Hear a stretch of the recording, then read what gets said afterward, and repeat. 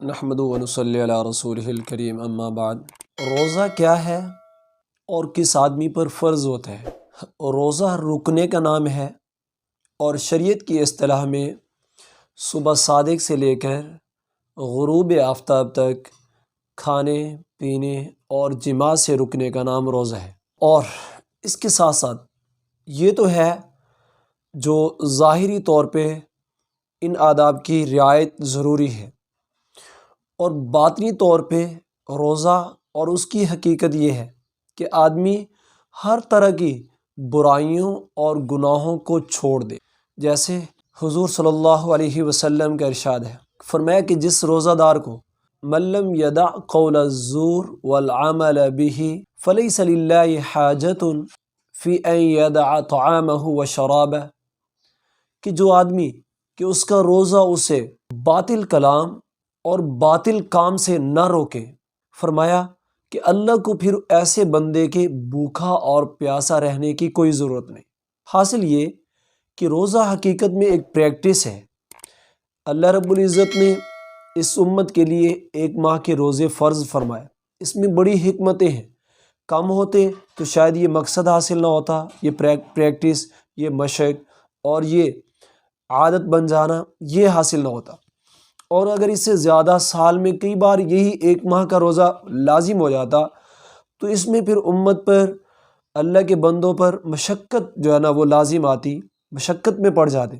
تو اللہ رب العزت نے سال کے اندر ایک موقع دیا، 1 مہینہ رکھا، رمضان المبارک کا،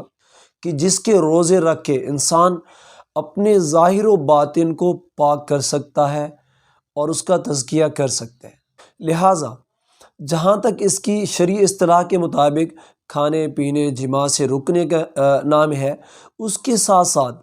ہر طرح کی معصیت، خواہ وہ دہن کی ہو، خواہ وہ اعضاء کی ہو، خواہ وہ دل و دماغ کی ہو، جو بھی ہو، ہر طرح کی معصیتوں سے رک جانا اور اس کی عادت بنا لینا، گویا کہ حقیقت میں اس روحانیت کو حاصل کرنے کے لیے یہ روزہ فرض ہوا۔ اور دوسری بات کہ کس آدمی پر روزہ فرض ہے، تو یاد رکھیں ہر عاقل بالغ مسلمان آدمی پر روزہ فرض ہے۔ عاقل کہا اس سے مجنون نکل گیا، بالغ کہا یعنی اس سے بچے نکل گئے کہ ان پہ روزہ فرض نہیں ہوتا، اور مسلمان کہا کہ اس سے جو ہے نا وہ کافر پر روزہ فرض نہیں ہوتا، اور ساتھ ساتھ کوئی شرعی عذر نہ ہو، جیسا کہ سفر میں ہے اور سفر مشقت دہ ہے، ایسی حالت میں بھی روزے کو افطار کر سکتا ہے۔ اور اس کے ساتھ ساتھ کوئی آدمی ایسی بیماری میں مبتلا ہے کہ ڈاکٹر نے اس کو تجویز دی ہے کہ آپ فی الحال روزے نہ رکھیں، اس کی بعد میں قضا کر لینا، تو ایسی شرعی عذر کے بغیر ہر عاقل بالغ مسلمان آدمی پر روزہ فرض ہے۔ تو بہرحال رمضان المبارک کی آمد ہے، اللہ کی رحمتوں کا سیزن ہے، ہم میں سے سب کو چاہیے کہ اس موقع کو نہ گنوائیں، تاکہ اللہ ہمارے لیے اس ماہ کو دنیا میں بھی رحمتوں کا ذریعہ بنا دے، آخرت میں بھی اپنے فضل کا ذریعہ بنا دے۔ وآخر دعوانا